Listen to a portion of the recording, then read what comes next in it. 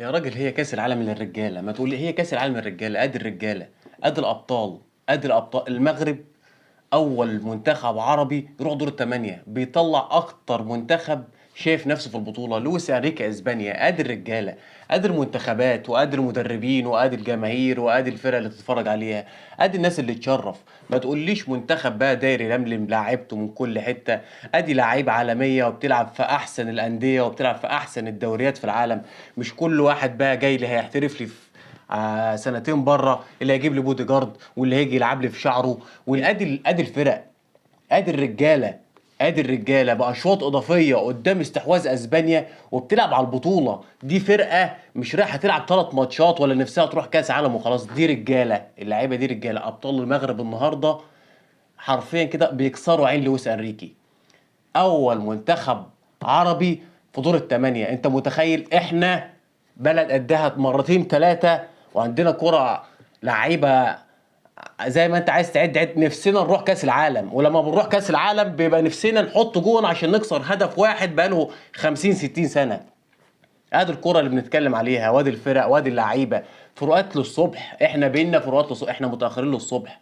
الف الف الف مبروك لابطال المغرب. الاداء البطولي اللي عملوه النهارده، حارس مرمى على قد المستوى، اللعيبه كلها على قد المستوى. مفيش بقى انا محترف ولعبوني يمين ولعبوني شمال واصلا انا محترف وجاي من بره. العب يا حبيبي على حسب الخطه، قدم اداء رجوله على حسب الخطه، شيل فرقتك لو انت محترف. زي ما شفنا النهارده من اشرف حكيمي اللي بيموت نفسه، وحكيم زياشي اللي لحس النجيله بتاعت الملعب يمين شمال بالاشواط الاضافيه. ما تقوليش بقى انا جاي لي بودي جارد وحطوا لي واحد باك يمين يسندني وحطوا لي باك شمال، باك شمال يرفع لي، وانا ما ينفعش العب غير في اليمين. يا عم ارحمنا، يا عم ارحمنا. اتفرجوا على الكوره، اتفرجوا على لعيبه الكوره اللي بتسترجل في الملعب.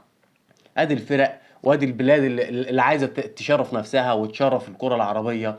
ما تقوليش بقى منتخب بتظبط لي المدرب، بتظبط لي المدرب على مقاسك انت، على اللي يريحك انت واللي يريح لعيب معين عشان ياخد فلان وما ياخدش فلان. يا عم ارحمونا، اتفرجوا على الكوره، اتفرجوا على الكوره عشان عايزين نطلع مع البلاد دي.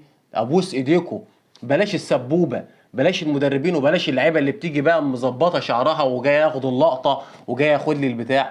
بلاش الكلام ده. اتفرجوا على الرجاله بتعمل ايه، اتفرجوا على الابطال بتعمل ايه.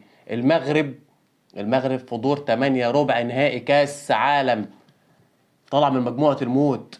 كندا وبلجيكا وكرواتيا المصنف الثاني على العالم ووصيف كاس العالم 2018، والنهارده بتطلع لك اسبانيا فرقه من اقوى الفرق المرشحه للبطوله. وانت نفسك تروح كاس العالم، نفسك تروح كاس العالم. احنا متاخرين سنين ضوئيه.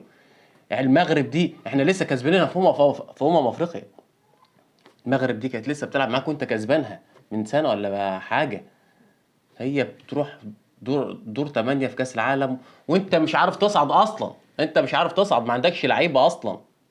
ارحمونا ارحمونا، بص رجليكم وبص على الفرق بتعمل ايه.